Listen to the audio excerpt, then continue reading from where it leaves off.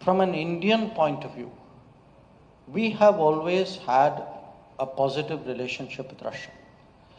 And at the end of the day, if I were to evaluate any country, I should have the confidence to do it out of my own experience, rather than to listen to somebody else's experience and somebody else's agenda.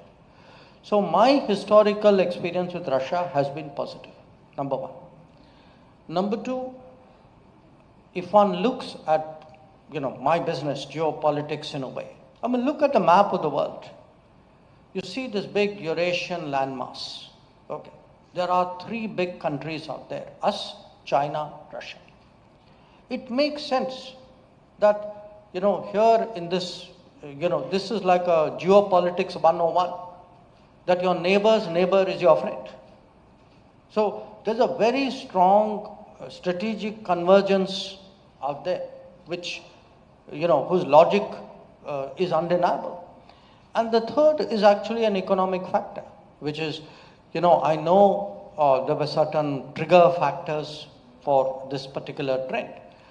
But the fact is, Russia is one of the biggest natural resources producers in the world. Given India's economic requirements, we are talking, you say Viksit Bharat. What does Viksit Bharat mean? Viksit Bharat means we are saying at least for 25 years, probably much longer.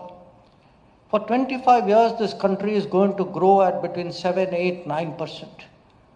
Think of the resources that will be required to support this. Think of the relationships which will provide those resources.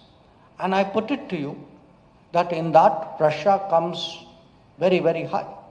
So if I were to make, I put that experience issue aside, forget that I am from the foreign policy world.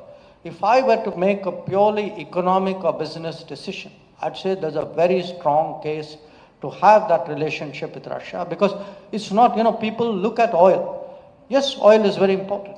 It's not just oil, It's oil, it's coking coal, it's metals of various kinds, it's fertilizers. So there are a range of products, and the more complex our economy becomes, I think in many ways, many of those resources out of Russia will become very important.